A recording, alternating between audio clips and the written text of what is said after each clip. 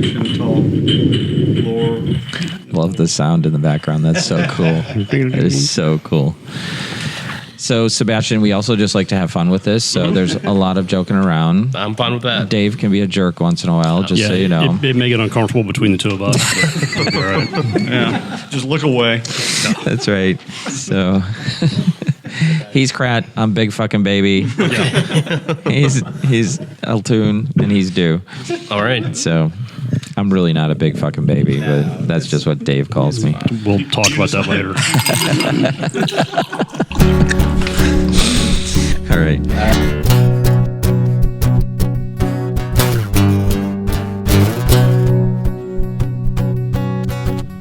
Hey, everybody, and welcome back to Bourbon Boys, the podcast where guys get together to talk about bourbon, about life, lore, libation, and everything that comes with being a dad. We aren't bourbon snobs, just a group of guys who like bourbon for what it is and how it tastes. It's pretty simple. This is podcast number 20. I'm Derek, your host, and with me are my Bourbon Boys. We got Altoon. Hello, hello. Kurtron. Hey there. Krat. Hey, guys. And we have a special guest, Master Distiller from Southern Grace, Sebastian Correa. How's it going? All right. Cool. Glad to be here. Yeah. And we're on location at Southern Grace, the Whisky Prison, and we're about to sample some conviction straight from the source. So this is our second episode of our second segment on Staring Down the Barrel, where we talk to a craft distiller and find out what it takes to produce some great bourbon. So we're going to go through Life, Lore, and Libation, and we're going to sample some conviction after each one of them. We hope. This is going to be great. Hopefully we don't get locked up in one of these places. Aren't able to go home. Well, I don't know. This would be a good place to get locked up. For sure. Yeah, and right now we are in the tasting room that is housing about 700 barrels of conviction, and we are in an old dorm. It's an old dorm from a prison from the 1920s that is now the rickhouse for some really good local bourbon. I told Sebastian when we were on the tour that I guarantee you this place smells a lot better now than it did. Yeah. No, none of these buildings had air conditioning before, so just think about that. I don't want to think about that. Just a nice kind of hanging bourbon smell in this building. Yeah. It's really wonderful. Wood and bourbon. Yeah. Wood and bourbon, I like it. All right, we're in Mount Pleasant, North Carolina. Yeah, we are. And like Krat said, I bet this smells a whole lot better in August than it did when it was full of 100 prisoners. But so we're excited. And Sebastian, thanks for having us here. This has been a long time coming. We took a tour a couple months ago on a weekend and learned a lot. Great space, even better bourbon. And thanks for having us. I know that yesterday was a pretty big day for you guys. Yeah. Well, at least it started Thursday. The storm kind of stopped that, but we released our second batch of Conviction Double Oak, and that's actually what I have for y'all to taste today. Hey, That's awesome. All right, Kurtron. Shall we kick it off? Let's do it. All right, Sebastian, we're going to talk a little bit about life. We're going to get serious now. Okay. So, the four of us go back several years. We all worked together at the same place at one point in time. And so I guess tell us just a little bit about your background and how you came to bourbon. So if you want to go back to the beginning, at least for me, I'm originally from New York City. Okay. My family moved us down to Winston-Salem, North Carolina, in 2006 or so. Spent some time there. Actually moved to Boone to go to Appalachian State, and that's sort of where my liquor journey started, because that's where I think that's where it started for most of us. Yeah. Well, but that's where I actually started to learn about making it. I majored in fermentation science and chemistry. That's so cool. Yeah, it's a pretty unique major. I always liked science. Chemistry was always my favorite, and then when you throw in, making booze, it sounds like the dream. So started. You start making beer, wine, and at the end you make a little bit of liquor with a bunch of other stuff. They have a great program there, really teach you from the basics all the way out, to getting more advanced. And by the end of it, you're tasting stuff, being able to pick out different aromas, flavors, So I think that really helped me at least a lot, being able to come into being a distiller here. After that, I moved down to Charlotte. I got a job here as an assistant distiller, actually, first at Southern Grace. And at the beginning, at least, my plan was I needed a job, had bills to pay, student loans, all that, just life just sort of, coming at you. So I was like, I'll stick here for a couple months or whatever. I thought I'd be making wine. I have a lot of family history making wine, South America and all that. So I was just like, let me just get something until the wine season comes in. But here I am 4.5 years later, kind of just fell in love with the craft of, making whiskey. There's a lot more control when you're making a spirit because you're standing in front of the still, you're making your cuts. You get to really choose the flavor profile that you want, at least in your white dog. And that really shapes the flavor of your bourbon at the end of the aging process. So that's cool. And like I say, here I am still. So I got to ask. I'm guessing Conviction was not your first bourbon experience. No. So we like to ask, like, what was your first bourbon experience, and so what brand was it, and was it love at first taste, or was it what the hell? My first bourbon experience, and I still remember it. It's just that how it was. It was Evan Williams Green Label. And me and Evan were really good friends in college until one night when we weren't. And it's only that Green Label. I mean, I don't mind the white label now and then. That's always on my bottom shelf there. It's a good mixer, good just to use for whatever. But as soon as I see that Green Label, it's just bad memories. Yeah. That's funny. I think we all have a moment like that. That's hilarious. So you've been here 4 years, yeah. And so 2 questions regarding back to family. So, one, what did your family think when you're like, I'm going to go be a distiller at a bourbon distillery? And then 2, I'm curious about the wine thing. Not to spend a lot of time there, but you've referenced that a couple times where your family has a history of actually making wine. Tell us a little bit about those 2 things. So on the history of the winemaking, my family is from Uruguay in South America, small little country nestled between Brazil and Argentina. My great-grandfather, my grandfather, they're all winemakers. Not for any big sort of company or anything, just wine that they make and sell to the neighbors, family people. Some little shops and all that. And even now, I mean, every once in a while, I'll get together with an uncle or 2, and we make wine at home, just based on whenever we can get grapes and all that. We just kind of like to experiment, and it's just good to have something that we made, to sort of have at family gatherings and all that. And what was the other one?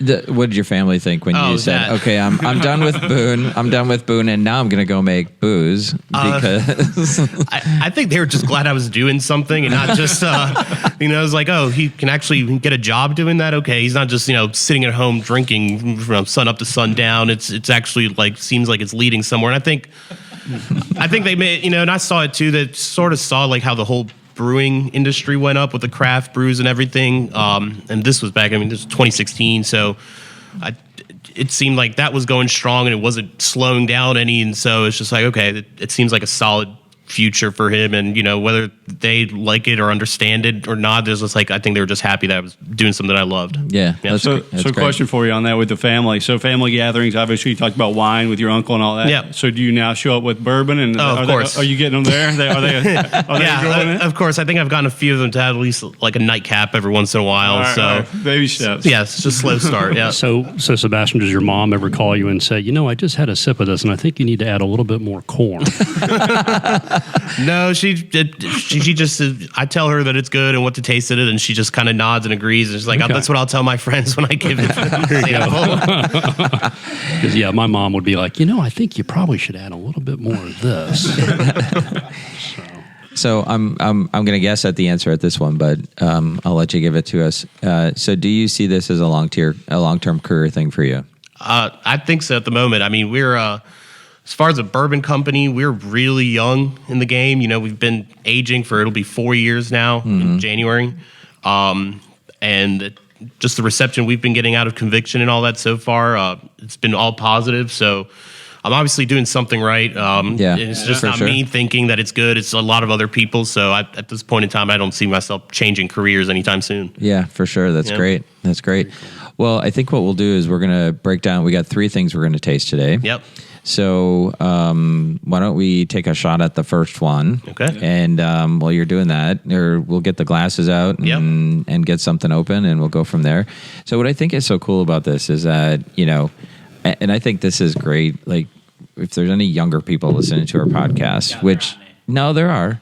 There's a couple. I know there's a couple. Do you just want to name them? No, I don't. I don't want to call anybody out because that's embarrassing. But even at our age, right?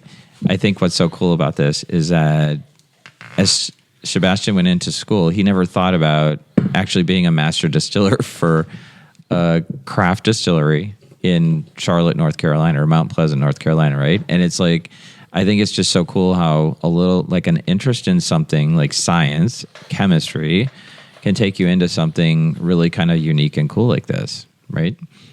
And I think we've all maybe had those opportunities in our own careers, right? I built a museum, right? I never came out of school thinking I was going to build a museum. So I think it's, I just think that's really interesting. I think it's really cool. And I think that, one of the things we've talked about is our kids in college and the life lessons we're trying to get them to hear. And I think this is an example of that is, don't be afraid to try something different and do something you enjoy, and the doors will open up. Because, it sounds like, Sebastian, wasn't what you maybe had set your sights on. You got an opportunity. You got in here. You started having an impact. And now, it sounds like you're all in. So, don't be afraid to give things a try, right? Yeah. Exactly. I think, especially when you're young, you kind of just have a short-term, sight on where things are going. And I don't think you really get to see the long-term until way later and you've been in it for a while, or even after it's happened and you look back on everything. So that's definitely how I think I've learned, at least in the past 4 years, is just go with it, day to day, and just, when an opportunity comes, just take it and see what happens with it. Yeah, I think the other cool thing too is kind of not trying not to fight your genetics and tradition. And so, the fact that your family was into making wine, it feels like a natural extension for you to then go down a path like this. Mm-hmm. And so I think there is that tendency to think about careers and where you want to go. And, well, my family was doing this, but I want to do something different. Yeah. Maybe you do. Maybe it's just kind of a natural thing that you it's okay to kind of follow those things. Yeah, so. Yeah, I think so, and I think so. And one last comment, because I see we got pours sitting there, and I'm sure we're all salivating over getting ready to taste that. But I think the other thing with what you're saying, Dave and Elton, is also try not to define it too much. Right? Yeah, it's like exactly. These kids go into school and they're like, I'm going to do this, and I think it's really great, like just having that openness and like falling into something like this. So, all right, guys. It smells wonderful. So, Sebastian, tell us what we're tasting. Yeah. All right. So, this is one of the barrels for our double oak. This batch, we had 9 barrels. 2 of them we decided weren't ready yet, so we put those 2 away. And then we sort of went through the 7 that we had left, and we found 2 barrels that we liked, that we wanted to stand as single barrels. So this is the first one. This is actually the Southern Grace Distillery's, the Gift Shop staff pick. It's barrel 867. It's 2 years and about 2 months. And for those who don't know, the double oak just means it spends half the time aging in one brand new barrel and then another, the other half in another barrel. So this has about a year in one barrel and another year in a different barrel. And this one here, let's see, this is just under 98 proof. So it all still is cask strength, just like normal conviction. Okay. So I've already tasted, so you guys go ahead. Okay. So I have a bottle of this sitting in my bar cabinet, and it's become one of my favorites right now. And this tastes really good. So I think it's got a great hit on the palate for me anyway. I do taste a lot of vanilla, or it's got a little bit of sweetness. Maybe it's not vanilla. So again, we're not experts here. So we just make, he tastes Parmesan cheese all the time. So well, there are days where Kurt thinks he's an expert, but that's I'm another really episode. not. But what I love about this bourbon is how it just lingers on your palate, and also it's really warm with the finish. So it's delicious.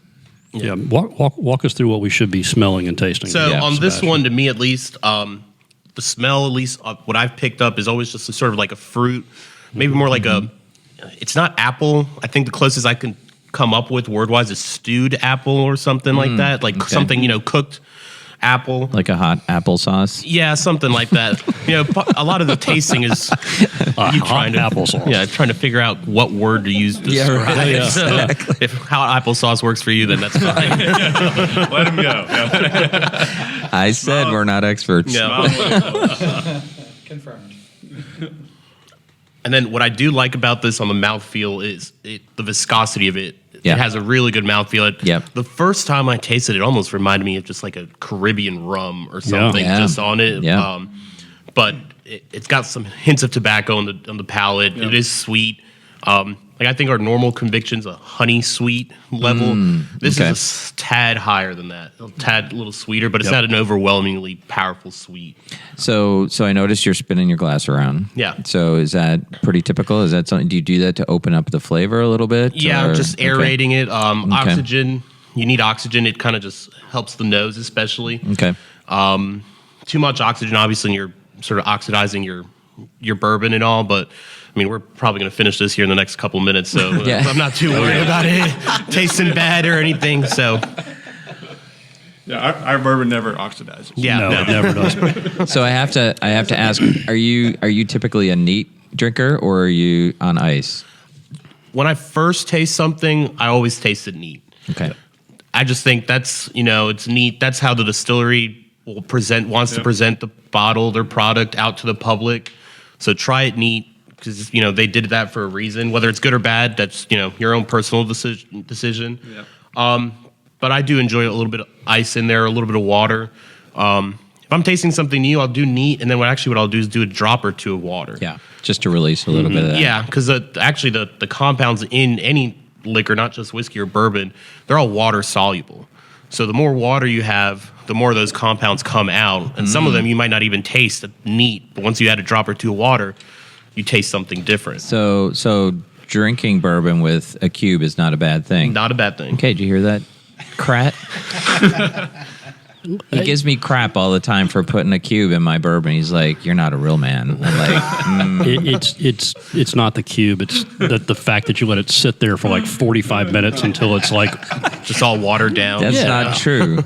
I passed out twice now the last 2 summers because of too many of these things. I don't think I'm taking my time drinking it. Have you tried like a teething ring instead of a cube? ooh, that's a good See idea. what I mean? Maybe we should get him This that. is a this teething is the ring. bullshit I deal with every single time. But The I was teething really ring, that's happy to good. hear that your co-founder, and I can't remember his name now, Thomas. Thomas. Yeah. He drinks his on a cube of ice, and I was very happy to hear that. Yes, he does. He's the same with me. You just try it neat first, and then normally he'll have a cube of ice on there. And he likes the big ice cubes. Yeah. The big one. So slowly. Like Kurt. Yeah. Slowly melts instead of just melting immediately. Okay. This is a really nice bourbon. It's really good. I mean, I know we did it in one of our earlier podcasts, Yeah, and yeah. you brought it, and I immediately went out and got a bottle because I just really, really enjoyed it. Yeah, I do take full credit for bringing conviction to the Bourbon Boys. So just for what it's worth. Well, thank you. Yeah. There you go. I don't do very much good, and that I'll take. We did one of our podcasts was all around the idea of conviction, larceny. Or no, it was larceny, conviction, And redemption. So larceny was the crime, conviction was the conviction. Yeah. And redemption, Episode 18. episode 18, and redemption was like being redeemed. So it was like we try to pull a theme in all the time. Sometimes it doesn't always work, but Well, that's So- a pretty common one. Most of you find us out in the bars and stuff, we'll be on a flight, and it'd be some similar combination of bourbons like that. Oh, Yeah. that's a great idea. Yeah. That's cool. So, well, thanks for that. Anything else you want to share about your life with us? Did we talk about the mash bill? Well, that's coming up though. Oh, so okay. you're I'm getting sorry. at it. I'm We're sorry. talking life right now, man. When we get to your section, libation, you can ask all you want about the mash bill, or I mean, because I can take it if you want me to. the mash bill is fairly similar on all of these, is it not? We use one mash bill for all Okay. our products. Okay. Yeah. So obviously these guys didn't do their homework because they don't know If what's they didn't being pay asked attention when. in the tour, it's okay. To me, attention. 88. I know libation would be where the mash bill comes up. But if we want to talk about it now, I'm perfectly fine with that. No, let's go ahead. Don't steal my thunder. Over to All right. Craig. All right, I'm going to pass it over to Krat. Very sorry, Sebastian. I'm taking my last sip here. And we're going to dive into a little bit of the lore. So, For those of you that have not been here, I highly recommend coming out. Kurt and I did a quick tour with Sebastian this morning, and as far as lure goes, tradition, this place is steeped with story. And it's just a really cool place to check out. And the still, I will say, is nothing like I've seen before. As a native North Carolinian, cool. There was lots of references, and I'll let Sebastian talk about it. But very, very cool still in terms of the locality and the fact that we're in North Carolina. So tell us a little bit about the process, a little bit of the history of the equipment in there, because, again, I do think the fact that we're in North Carolina, you guys are doing something pretty unique. Yeah. So you got to start with the process. I guess we'll talk about the mash now. Mash bill, we are 88% corn, 12% malted barley. Okay. So no wheat, no rye, which is different for bourbons. Until now, at least, I haven't found any other bourbon that follows a similar sort of mash recipe. And I think it being different and it being so high in corn really contributes a lot to the taste of the final product. All our grains are local North Carolina sourced. Our corn actually comes just from 4 miles down the road from here, still in Mount Pleasant. And the barley's all North Carolina grown barley, which is a great thing because for a long time, all the barley you can get grown in North Carolina was all suited for beer.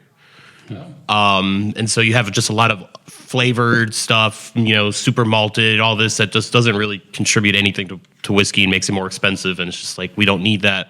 So it's sort of a good way, at least the agricultural, part of the state's starting to see that, distilleries are a way for, to make income. Yep. So that's the mash bill. Fermentation, we're also a little slower on that compared to other distilleries, especially the bigger guys. We like to let ours sit minimum a week, 7-10 days. We ferment on the grain, which is pretty, common in the industry, but we feel that it sitting longer on the grain, even after it's done fermenting, really helps release some of the flavors of the corn. Once those 7-10 days are over, we put them into our stills. Like you were saying, our stills, we designed them here sort of based off an old moonshine stills from the mountains of North Carolina. One of our founders, he lived up there for a while and learned how to make moonshine. So essentially we just took their design, made a few tweaks of it to make it legal. That's always important. Yeah. Yeah. We're learning. Yeah. And just sort of, had local companies build it also. Actually, the company that done all the stainless steel work, they actually make parts for NASCAR. And the funny thing is, if you ask them whether they make stills, they don't. They make pots. Yes, they make pots. So, don't. They're learning too. Yeah. Lots of learning happening. But those still, we designed them. First off, it's at a financial point, it's less expensive to have these stills made the way they are, made locally, have us design them. And at the end of the day, they produce just as good of a quality and volume of spirit as something you can go out and buy for like $250,000. And it just looks a lot cooler. They're badass looking. That copper on there. And all They're that. awesome. Absolutely. They're awesome. Well, and just in the history alone of just some of that copper and where it's been and what it's produced over its life, and for it to all be in North Carolina and anchored in that history of NASCAR, and NASCAR started from running moonshine out of the trunks of these cars up in the mountains, and exactly. It's very cool that you guys are tying it back to North Carolina. Yeah. So, talk to us a little bit about from a craft distiller world. Do you guys, as master distillers, do you guys talk? Do y'all compare notes? Do you consult with each other? If I do most of that, I contact with communicate with some of the other distilleries here, at least in North Carolina. Yep. Us being sort of the small fish in this industry, we have to stick together with it. It's not even competition or anything. It's us and versus the big guys, and also the federal and state agencies that control us, which can sometimes be a good thing and a bad thing. Just depends on where you are and what the issue is. Any other sort of, I talk to other people in the industry, sort of read what they write. A lot of the larger companies, they do have published a lot of just studies and things that they pay for scientists to come in and look at their aging process or what they could do different, and that sort of helps. If we see something that seems interesting that we could easily do, we'll give it a shot. If we think that doing that will benefit us at the end. Great. Okay.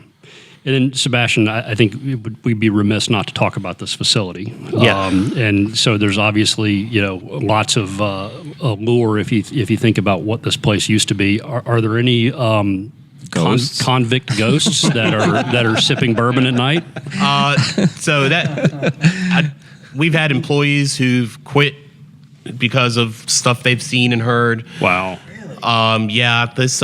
This actually in this building, this building we're in here is probably the one that I don't like being here late at night. This is built in 1929. It's seen some stuff. Oh my God, that's so cool. Our main manufacturing building is 1987 was when it was built. And that one's got its own sort of creepy stuff. We've been told, and again, not sure how accurate or not, but they're in one of those solitary cells in the main one that a person had hung himself in there. Wow. And that part of the building is just creepy. I mean, they're single cells with the one window. Yeah. So it's just kind of creepy. Anything that really happened to me, I'm used to it by now.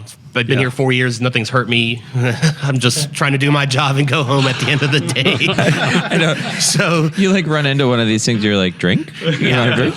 yeah, I'm sure they like that we're making legal booze here because they've pretty much stayed away. But we have had people that just, especially when we did night shifts, we've had one person just leave in the middle of the night and we never heard from them again.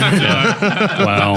They haven't even come pick up their last paycheck or anything, so they want nothing to do with us. So Oh my God, that's It cool. is, and again, anybody that's not been here, I definitely would recommend y'all check it out. It's a cool facility, and again, the smells. It's one thing to drink bourbon, but it's another thing to see bourbon go through the process and the different smells and things that you learn throughout it. But Yeah. I think, Sebastian, as we were talking about earlier, the four of us have worked together for several years over the years, and this whole project for us came out of just kind of wanting to reconnect and talk about things that were important in our lives. And so bourbon is really kind of the glue that holds us together. I thought you were going to say that's what's important in our lives. The bourbon? Yeah. Yeah, it's absolutely. Come on, Kurt. But it is. I mean, it's something that has really kind of kept us connected, as we think about changes in our careers and challenges with families and things like that. So at the highest level, what does bourbon mean to you?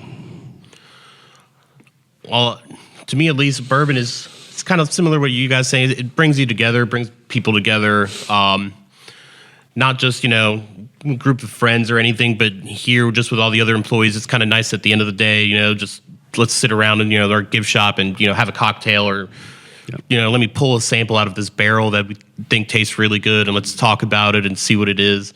It is just a way to get people together and, being able to have an honest, open talk, discussion about just, anything in life, work, whatever's going on at home, whatever else is going on in the world. So it's just a good way to just sort of slow down the day, slow down life, and just take everything in perspective. It's got to be super cool. I mean, we'll sit down and take a glass of bourbon and drink it and talk about it. But you guys are taking glasses of bourbon and drinking and talking about it and taking pride in it because it's something you guys did. Yeah.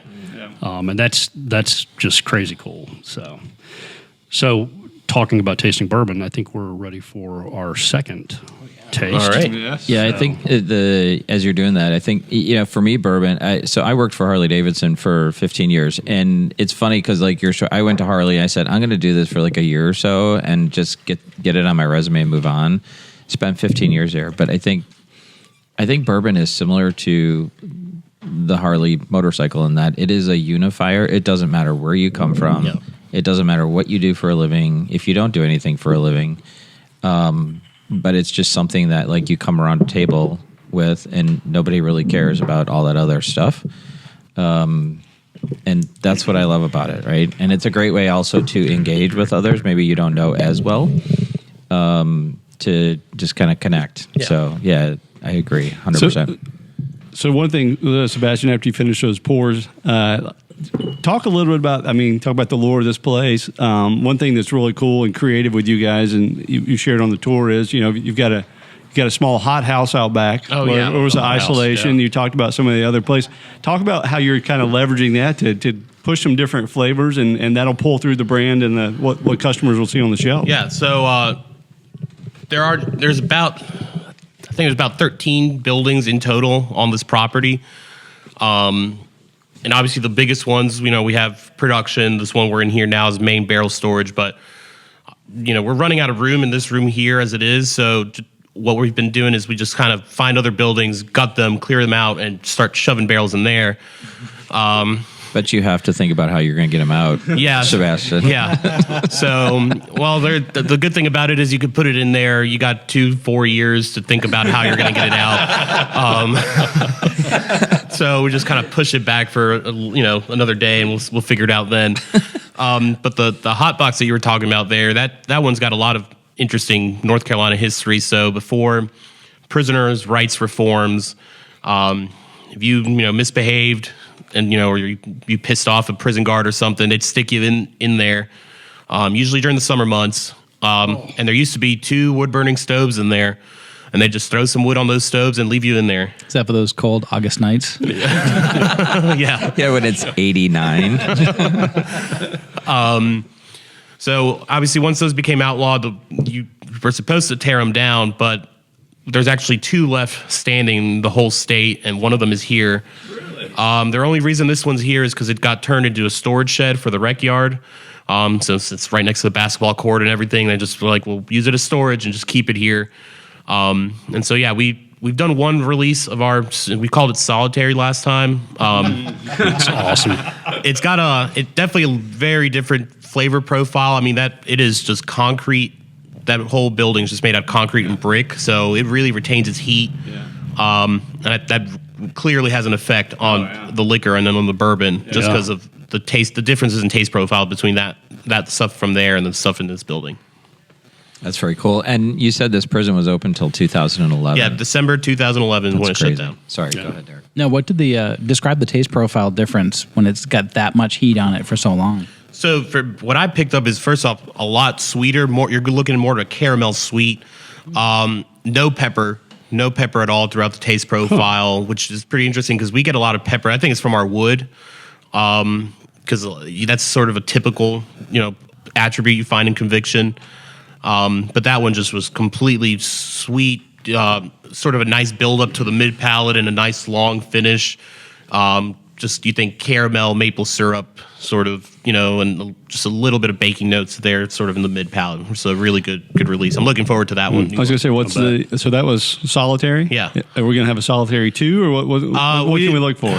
We haven't really decided yet what we're going to call it. Like I said, you kind of put stuff away. Then you say, well, we got some time to think about it. There's probably something more pressing, another pressing issue to deal with. So we don't know. We haven't sat down and thrown ideas around yet. That'll probably be another late at night sort of. Confinement. Yeah.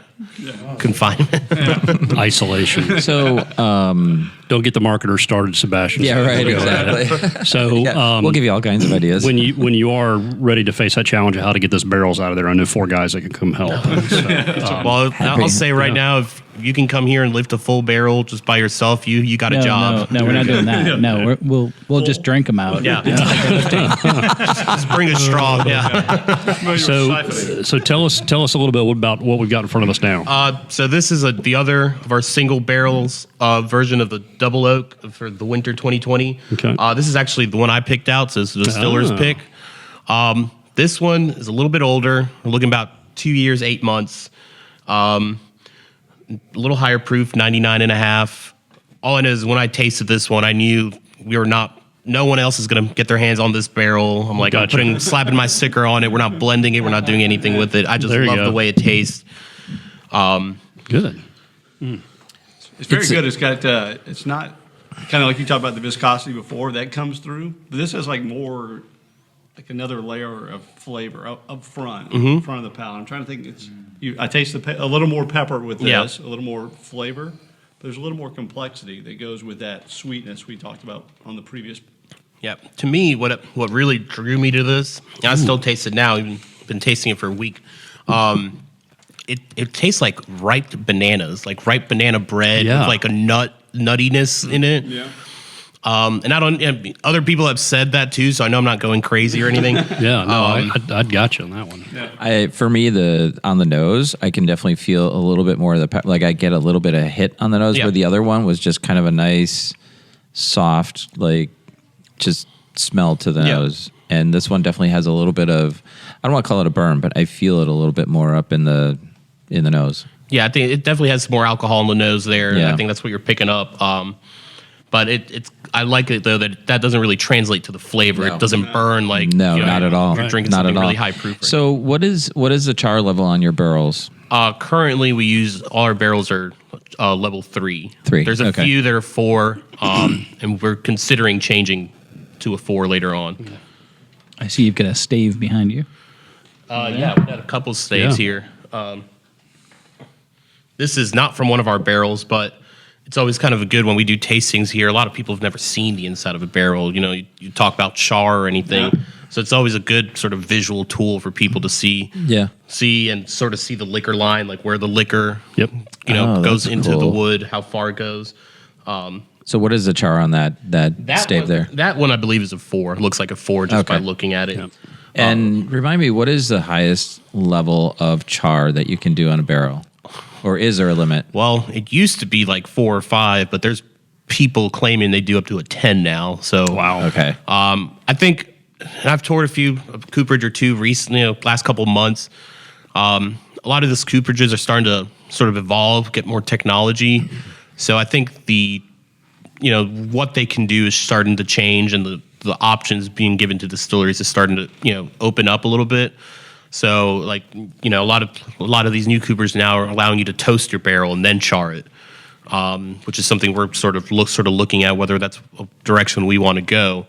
And again, like I said, it used to be level 5 char would be your max, but I've seen places offer 10, and I don't even know what a 10 looks like. That must be a couple inches of just. It's like alligator skin. Yeah, something like that. So Wow.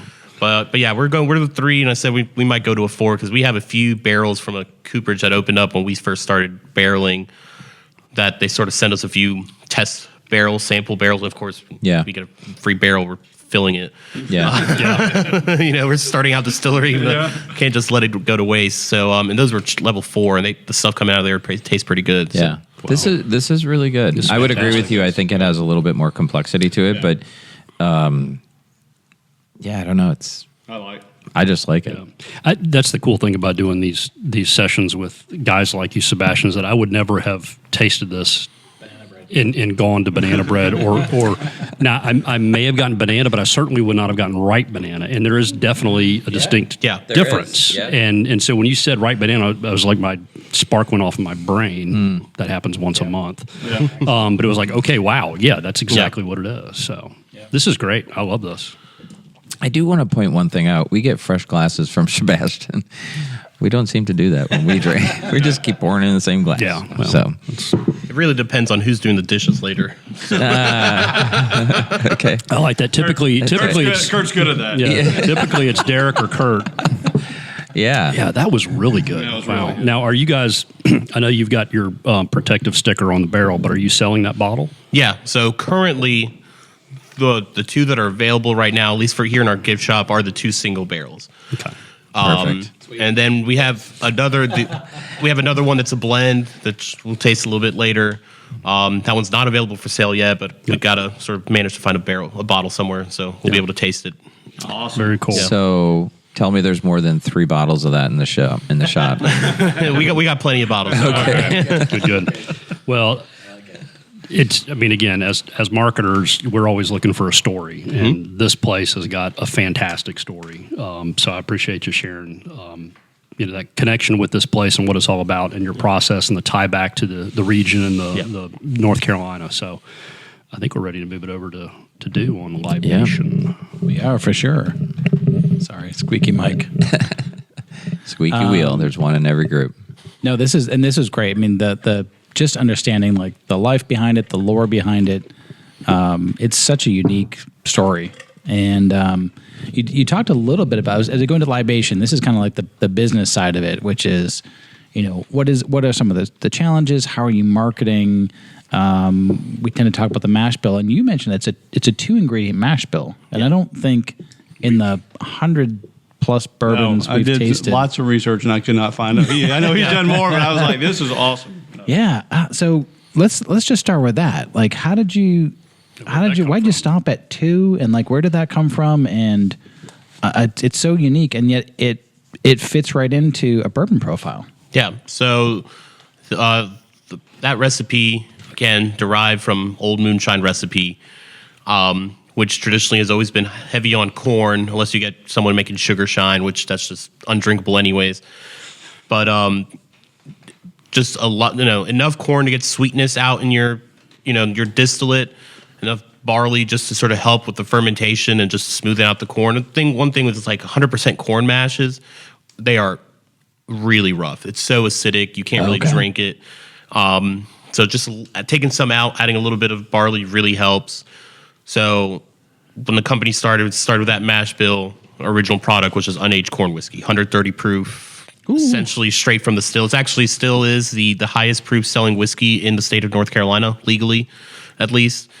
And that is still a popular product, especially in areas of the state where moonshine has traditionally been, part of their culture. So you think, out west near the mountains, that sort of northern eastern part of the state's also pretty big with that. And that's what started us. And we won several awards with that. And we were just, like this is good enough to go into a barrel. If this is good enough on its own, it's going to be good enough to go in a barrel. So we're like, let's not change it. Let's not do anything with it. Let's just stick with this and see what we get out of it. That's awesome. Yeah, I mean, it is a great taste, and I don't think if you line them up with some of the other mass-produced bourbons, I don't think you could say what's missing in this, because the flavor is like there's nothing missing in the flavor. Like, the flavor is just it's huge. I love it. I love it. So I do have one quick question. So the Sundog 130, so the corn whiskey, is the mash? What is the mash on something like that? Is it the same? It's the same. It's the same. Yeah, all our products start out 88% corn, 12% malted barley. Okay. Because that's 130 proof, right? Yeah. Okay. Yeah, and that's about the average that our hearts section on our still runs, which is what goes into a bottle. They average out at about 130 proof. So, it's, like I said, that product is essentially you tasting it from the still. And obviously for our barrels, we proof that down right to about 105, just to stay underneath the legal requirements for a bourbon. And just 105 is the number we picked to go into the barrel. It's just especially for something that's being released in 2 years, you get access a lot to those, water soluble compounds in the wood a little bit quicker. So that's interesting. So, Sebastian, do you have an R&D cell over there in the building, if you will, that you might just not let anybody know, but you throw a little rye in there? No, not yet. Okay, just checking. At some point, I would like to do a rye. The thing with rye mashes is that the rye gunks everything up immediately. I feel like that'd be a really quick way for me to get rid of some really good employees, because they just would not. We everything's done by hand here. I mean, we're old fashioned in every way. Yep.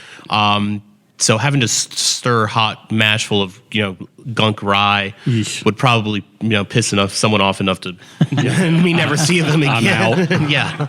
Well, how big is your team here? So production, it is myself and there's 3 other full-time employees in production. Wow. Talk a little bit about we've got a project. We're going to be labelers at some point, right? That's right. Volunteer That's right. labelers. Yeah, so our bottling is actually all exclusively done by volunteers, a small group of, really big fans that they love our product. That's awesome. Yeah, if they do, they might get, a bottle or something at the end of it, but no, it We'll work. Yeah. We'll work We for have bourbon. volunteers. Yeah, it's a small group, just local What are the girls people. doing right now? Yeah, right. They better be doing some labeling. Let's go. Put them to work. And yeah, with the bourbon, because our conviction bottle is a square bottle, we actually have to hand label all those because our labeler only does round bottles.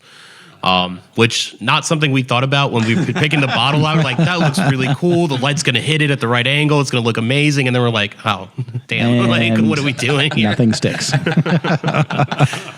Now, you mentioned you've got Sundog, a line. So you've got the Conviction line, straight bourbon, Yeah, straight bourbon and a few special releases of a few that. special releases, and then you've got Sundog, which was a surprise to us when we walked into the gift shop. Yep. Great little cocktail bar at the end. And I think we tried them all. I'm pretty sure. They were all awesome. Yeah, they were all very, very kind of the kind that would sneak up on you. So tell us about the Sundog line. Yeah, so like I said, the original product was Sundog, 130 proof corn whiskey. Then we have 3 flavored versions of that. The first one is a 45 proof pink lemonade. I recommend. Yes, that's a great summer sipper. That you put that into a Moscow Mule instead of just replace the vodka, and you probably shouldn't be drinking vodka anyways, but just stick to whiskey. Agreed. So just stick, replace the vodka with a pink lemonade, some ginger beer, lime juice on a hot summer, North Carolina day. It's a good porch sipper there. I think that sounds like a porch sipper for today. I'm like, who needs the hot weather? And that's coming from a guy that'll drink vodka every once in a while. True. If only those guys in the hut house could have had that. They're like, I'm good. Well, I'll stay here a little bit longer. Just keep them coming. So that's the pink lemonade. Yep, the pink lemonade. The other one we have is an apple dumpling, similar, 45 proof, flavored with apple juice and some caramel. Really sweet. That to me is, starting to get to that sort of time of the year where it might drop a couple degrees and we call it fall. Like I say, yeah. But if you mix that with some hot apple cider, some cinnamon sticks. Natalie, my wife, we got a bottle here last time. Yeah. And she came on with a jug of apple cider. Mm-hmm. We're ready to go. That's a good weekend. We need 10 more degrees cooler. Yeah. And we're there. Yeah, we actually have our sort of fall winter cocktail of choice. We have some hot cider in there, and you can actually mix with the apple dumpling or the conviction. Really good combo. All right. Which, by the way, a quick plug for this place, because we talked about how awesome it is. It's right outside Charlotte. Well worth the drive in. The nice place about this versus other distilleries and even craft distilleries is they have a nice bar area in their gift shop. Right. You can grab a drink and sit around. A lot of the places are, you can either buy a bottle and leave or just leave without, having a pour or a mixed drink. This is an awesome place that, like today, we're going to hang out for a while, I believe. But Yes. this is great. Yes, we are. Yep. I'm looking at Sebastian's like, is that okay? Yeah, He might make us do some labels, but Sign me up. Yeah, right. And then the other flavored sort of sundog we have is a sundog habanero. That one is more of we had some bartenders who came up. They're like, they wanted a whiskey-based spicy, something to use for their Bloody Marys. Yeah. Because whiskey-based mixes better with vinegar-based, sauces. So, or like, pickle juice, Okay. Worcestershire, things like that. So we sort of worked with a couple of bartenders on making that. It's 80 proof, so it's a little bit higher than the 45. And I'll wake up in the morning. Yeah, not only just for a Bloody Mary, but if you think sort of a spicy margarita or something, Sure. it definitely works for that also. Yeah. And you have maple syrup, too. Yeah, that's a relatively new addition. It's barrel. We bought some maple syrup in bulk and stuck it in one of our old barrels. Yep. Aged it there for a couple months. It's got a little bit more kick of it, than your normal maple syrup. I like it. Those are the pancakes I want. Those are good. Well, the Sunday after Al and I and Deb and Nat came out on a Saturday. Yeah. The next Sunday, I made pancakes or waffles. I forget which one. But I poured some of the maple syrup into the batter. Oh, wow. And then I boy. took some conviction and I sauteed apples and walnuts in conviction, put it over that, and then put the maple syrup on. It was like a triple bourbon breakfast. I slept for 4 hours after. I want the magic counter to It was deliver that next really- time we're there. It was really, really good. It was really good. that's awesome. So we're not, we're a little bit of a ride from Charlotte. The area is super, super quiet. It's a nice, rural town. What are you guys doing for marketing to get the name out there? Like, you're in ABCs. Are you just in North Carolina? Are you expanded outside of that? Technically, we have some sort of presence. I believe the number's 7 states, 6 or 7 states in Okay. some way or form. We primarily target, obviously, North Carolina and South Carolina, just because, it's in our backyard. Easier for us to get, sales representatives out and sort of market, more locally, but we can drive just anywhere, just about anywhere. I'm going to cut the other way. I'm going to go with a blend. I think it's a time where you're blending families. All right? So Going deep, going Get a little deep. teary. you and Kurt always pulling like this theme.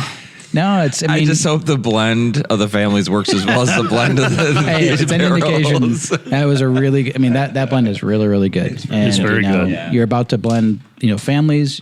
traditions. There's a lot going on here. So Yep. obviously you guys have put the time in. You've picked well. You've picked from good barrels. Yeah. So I'll leave it at that. I'll go with the blend. That's good. What are you going to have? What are you toasting? I got a toast with my own personal pick, the distiller's pick. Attaboy. Like I said, Attaboy. fell in love with it as soon as I tasted it, and I'm sticking to it. There you go. Excellent. That's great. Very cool. Well, congratulations to you both. Wish you guys all the best of luck. Thanks. Yeah. Yeah. Well, boys, thanks for another great episode. We tasted a lot of great conviction, double Yes. oak specifically. We've had the straight conviction before. We're going to go have more Sundog, I'm sure. If you guys haven't tried that yet, it's really, really good.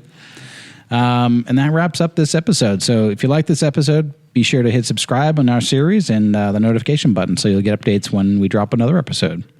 Leave us a rating, give us feedback, and you can make it better for you. And if you want to learn more about today's bourbon, visit bourbonon.com, where you can also order Bourbon Boys merchandise. Gentlemen, we're at the end of the episode. I really enjoyed spending the time together in the Rick House. Yes. And with our special guest, Sebastian, Yes, and sampling thank some you. great bourbon. Cool. Absolutely. Bourbon on. Bourbon on, guys. Thank you, Thanks, Sebastian. guys. Yeah.